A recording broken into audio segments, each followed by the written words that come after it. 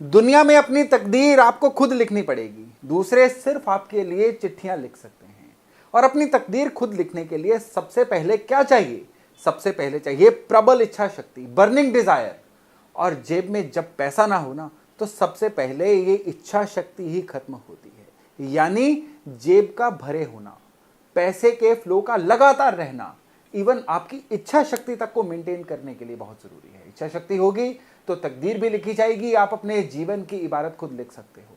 लेकिन तब क्या करें जब जेब से पैसा जो है ये लगातार लीक होना शुरू हो जाए, धन की कमी आनी शुरू हो जाए, तब क्या करें?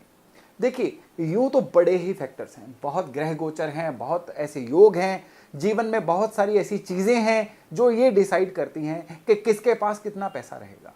लेकिन कुछ एक कॉमन फैक्टर हैं जिनको याद रखना, जिनको जीवन में अभ्यास करना बड़ा जरूरी है। क्योंकि अगर वो फैक्टर्स जो हैं आपके मेंटेन्ड है ना, तो कम से कम इस बात की गारंटी हो जाती है कि आपके जीवन में पैसे की कमी नहीं आएगी। कौन सी ऐसी 3 गलतियां हैं जिनको अगर अवॉइड कर लिया जाए, कौन सी ऐसी 3 गलतियां हैं जिनको अगर ना किया जाए तो आपके जीवन में धन का जो प्रवाह है ना, वो सतत रहेगा। आज के वीडियो में इसकी विस्तार से हम चर्चा करने वाले हैं। नमस्ते, मेरा नाम है योगेश शर्मा। स्वागत है आपका happy life with Yogesh Sharma में। और दोस्तों, आगे बढ़ने से पहले एक विनम्र निवेदन कि अगर अभी तक आपने अपने इस चैनल को सब्सक्राइब नहीं किया है तो कृपया सब्सक्राइब जरूर करिएगा, बेल बटन दबाना न भूलिएगा। और एक विशेष सूचना, मेरे एस्ट्रोलॉजी के ऑनलाइन कोर्सेज जो हैं बहुत जल्द शुरू हो रहे हैं। अगर आप चाहते हैं एस्ट्रोलॉजी को सीखना, अपने जीवन में उसको अप्लाई करना, अपना और अपनों की लाइफ को सुधारना, इवन एस्ट्रोलॉजी को प्रोफेशनली भी यूज करना, तो ये कोर्स निश्चय ही आपके लिए है। आप इस कोर्स को घर बैठे हुए ऑनलाइन ही कर पाएंगे। कैसे? उसके लिए जो स्क्रीन पे नंबर है, इस पे व्हाट्सएप करिए, बाकी सारी जानकारी आपको इस नंबर के द्वारा मिल जाएगी। तो चलिए आज के मुद्दे पे वापस आते हैं कि कौन सी ऐसी 3 गलतियां हैं जिनको अगर हम अवॉइड कर लेंगे तो जीवन में धन कृपा आती रहेगी और धन जो है निरंतर बढ़ता चला जाएगा। उनमें से जो तीसरा पॉइंट है, मैं यहां उल्टे क्रम में शुरू करूंगा। तीसरा पॉइंट जो है उसको सबसे पहले बताऊंगा। तीसरा पॉइंट जो है वो है अपने बर्थ चार्ट के उन घरों को, अपने बर्थ चार्ट के उन कोनों का ध्यान रखना जो कोने जिम्मेदार होते हैं आपके धन की लीकेज के। आपके बर्थ चार्ट में 2 ऐसे कोने हैं, 2 ऐसे एक्सिस हैं जिनका ध्यान रखना बड़ा जरूरी है। पहला है 12वां घर और दूसरा है छठा घर। बर्थ चार्ट का जो 12वां घर है ना, यह घर होता है आपके द्वारा किए जाने वाले खर्चों का, आपसे हो जाने वाले खर्चों का, आपके धन की लीकेज का। जो भी धन आपके पास आता है वो टिकेगा या नहीं टिकेगा, वो डिसाइड करेगा आपके बर्थ चार्ट का 12वां घर। अगर किसी भी तरह से आपके बर्थ चार्ट का जो 12वां घर है ना, ये ज्यादा एक्टिव हो जाएगा ना, तो आपका धन जो है ये लगातार लॉस होता रहेगा। कई लोगों के पैसे शेयर बाजार में लॉस हो जाएंगे, कईयों के पैसे मार्केट में अटक जाएंगे, कईयों के घर में बरकत ही नहीं होगी, जितना कमाएंगे मानो कुएं में जाता चला जाएगा। तो ये 12वें घर के एक्टिव होने की वजह से होता है। कैसे होता है वो भी अभी आपको बताता हूं, लेकिन अभी के लिए आपको इस चीज को हमेशा याद रखना है कि आपके बर्थ चार्ट का जो 12वां घर है ना, ये आपके धन के लॉस का एक ट्रिगर पॉइंट होता है। और यहीं पे एक दूसरा घर आता है, छठा घर। बर्थ चार्ट का जो छठा घर है, ये जब एक्टिव होगा, ये जब हाइपर एक्टिव होगा, तो ये क्या करेगा? ये इंसान को प्रॉम्प्ट करेगा कि खर्चे पूरे करने के लिए उधार ले लिया जाए, खर्चों को पूरा करने के लिए दाएं बाएं से कहीं से धन का बस जुगाड़ कर लिया जाए। ये घर एक्टिव होने पे, ये घर ज्यादा बलशाली होने पे इंसान को कभी पेशेंस नहीं रहने देता है। ऐसे इंसान क्या करेंगे कि जब भी धन की कमी आएगी, इधर से पकड़ लिए, उधर से पकड़ लिए, उधार ले लिए, एक कर्जे को चुकाने के लिए दूसरा कर्जा ले लिया, ब्याज के चक्कर में, इंटरेस्ट के चक्कर में फंसते चले गए। यानी अगर आपके बर्थ चार्ट का छठा और 12वां घर, ये दोनों आमने सामने घर होते हैं, ये अगर एक्टिवेट हो गए ना, तो फिर मानिएगा कि धन जो है ना, रेत की तरह आपके हाथ से फिसलता चला जाएगा। आप ढेरों ढेर कमा लीजिए, वो पैसा कहीं आपके लिए काम ही नहीं आएगा। आप मानो लोगों के लिए ही कमा रहे हो, लोग आते हैं अपना अपना हिस्सा ले जाते हैं, आप वहीं के वहीं रह जाते हो। तो आपको सबसे पहले जो गलती अवॉइड करनी है वो है कि अपने छठे और 12वें घर को गलती से भी एक्टिवेट नहीं करना है। अब आप सोच रहे होंगे, भाई हमें तो पता ही नहीं है कि ये घर एक्टिवेट कैसे हो गया, हमारी लाइफ में दिक्कतें ये आ रही हैं, लेकिन हमें ये नहीं पता है कि हमने इसको एक्टिवेट किस तरह से कर लिया। तो इसके 2 तरीके हैं जानने के। पहला तरीका आपके घर के वास्तु से होके निकलता है और दूसरा तरीका आपकी लाइफ से होके निकलता है। आपको बताता हूं किस तरह से। सबसे पहले अपने घर के वास्तु में 2 कोनों का बड़ा ध्यान रखना है। सबसे पहला कोना है आपके घर का अग्नि कोण। साउथ ईस्ट, दक्षिण पूर्व कोना, यानी आपके घर का वो कोना जो आपके साउथ और ईस्ट के बीच में है। ये जो साउथ ईस्ट कोना है ना, ये कोना बहुत ही सेंसिटिव कोना है। इस कोने में अगर कोई ना कोई खराबी होगी तो ये आपके बर्थ चार्ट के जो लॉसेस का घर है ना, 12वां घर, इसको बड़ी बुरी तरह से एक्टिवेट कर देगी। तो आपने सबसे पहले ये पॉइंट चेक करना है कि कहीं आपके घर के साउथ ईस्ट में टॉयलेट तो नहीं है। टॉयलेट की एनर्जी याद रखिएगा, ये राहु की एनर्जी होती है।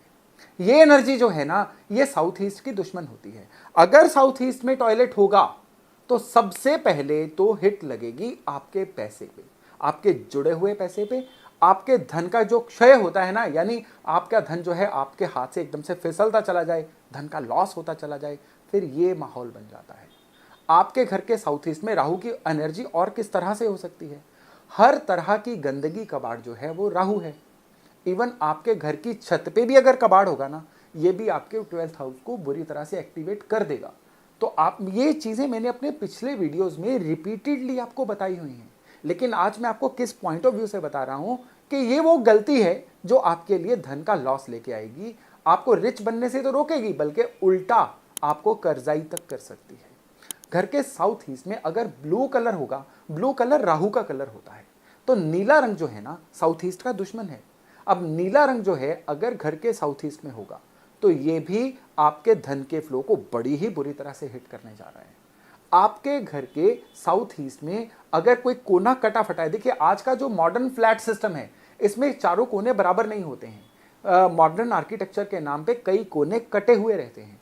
साउथ ईस्ट का कटा हुआ रहना भी जो है आपके 12th हाउस को बड़ी बुरी तरह से एक्टिवेट करेगा। और नॉर्मल केसेस में देखा जाता है कि घर का जो मुख्य द्वार है अगर ये भी साउथ ईस्ट में रहेगा ना, तो ये भी बहुत ही कम लोगों को सूट करता है। ज़्यादातर लोगों के चार्ट में 12th हाउस जो है इससे बुरी तरह से एक्टिवेट हो जाते हैं। और अगर बात करें आपके छठे घर की, कि छठा घर जो कर्जे का घर है, ये कैसे एक्टिवेट होगा? ये एक्टिवेट होगा आपके घर की जो उत्तर दिशा है, यानी नॉर्थ, इसके खराब होने पे। नॉर्थ दिशा को कुबेर की दिशा माना गया है। इस दिशा का बैलेंस रहना बड़ा जरूरी है। कुबेर की दिशा का हाइपर एक्टिव रहना भी खराब है और इसका दबा रहना भी खराब है। तो पहला तो पॉइंट यही कि नॉर्थ भी कटाफटा नहीं रहना चाहिए। और दूसरा सबसे इंपॉर्टेंट पॉइंट है कि आपके घर का जो नॉर्थ है ना, यहां पे सबसे बड़ी गड़बड़ ये होगी कि अगर इस एरिया में पाइप लीकेज, टैप लीकेज, ऐसी कोई चीज होगी तो नॉर्थ खराब हो जाएगा। कई घरों में फर्श जो है ये दोरंगा फर्श होता है। अगर आपके घर के नॉर्थ में डबल कलर्ड फर्श होगा तो फिर आपके घर का नॉर्थ खराब होगा और उसकी वजह से आपके बर्थ चार्ट का जो छठा घर है ये बहुत ही बुरी तरह से ट्रिगर हो जाएगा।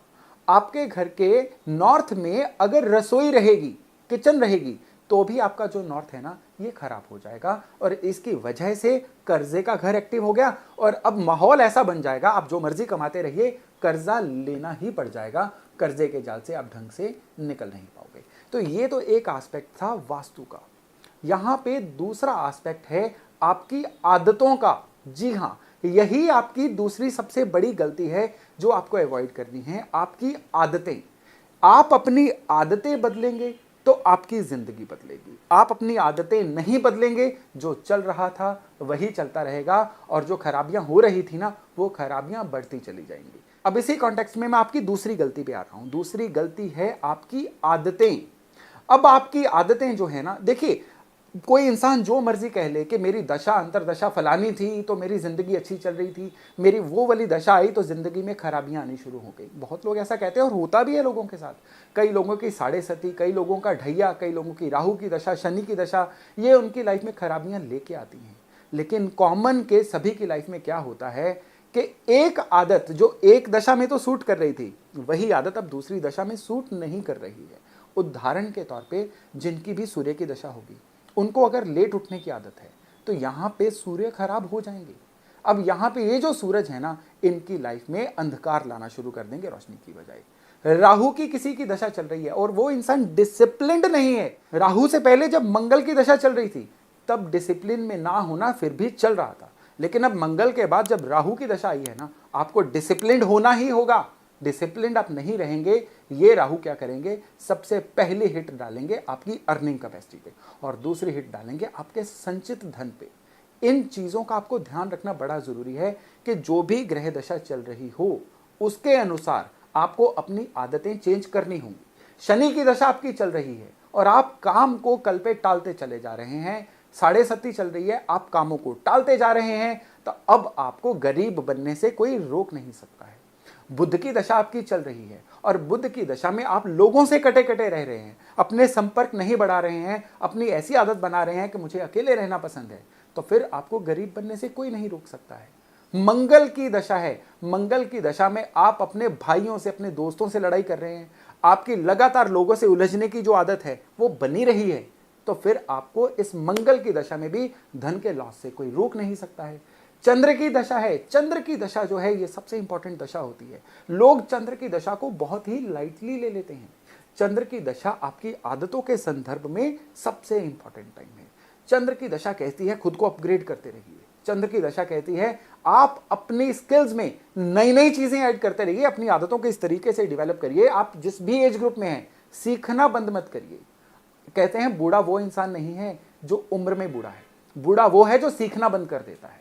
आप अगर चंद्र की दशा से निकल रहे हैं और आप सीख नहीं रहे हैं, यकीन मानिए आप अपने धन को भी दीमक लगा रहे हैं, आप अपनी तकदीर को भी दीमक लगा रहे हैं।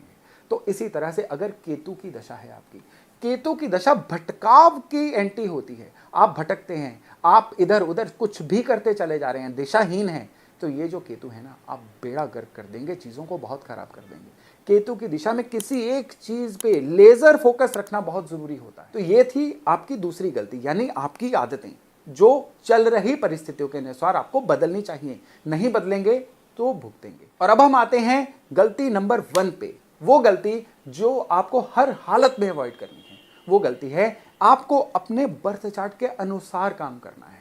आपके बर्थ चार्ट की ऊर्जा के अनुसार आप काम करेंगे तो जीवन में निरंतर आगे बढ़ते रहेंगे। आप अपनी बर्थ चार्ट की ऊर्जा के अगेंस्ट काम करेंगे तो वो काम आपको कुछ 1-2 सालों के लिए तो गेन दिला सकता है, सारी जिंदगी के लिए गेन नहीं दिला सकता है। आपको क्या करना है, अपने बर्थ चार्ट की ऊर्जा पहचाननी है कि आपके कारोबार से सबसे बढ़िया ऊर्जा कौन सी जुड़ी हुई है। क्या आपके 10th हाउस से आपका किस्मत का ग्रह जुड़ा हुआ है? क्या आपका 10th हाउस आपको कौन सा काम करने के लिए कह रहा है? क्या आपके द्वारा अभी किया जाने वाला काम जो है उसके अगेंस्ट तो नहीं है?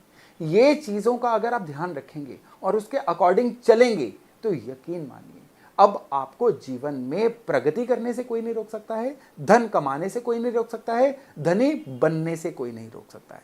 तो दोस्तों ये थी वो 3 गलतियां जो आपको हर हालत में अवॉइड करनी है अगर आप अमीर बनना चाहते हैं, अगर आप धनी बनना चाहते हैं।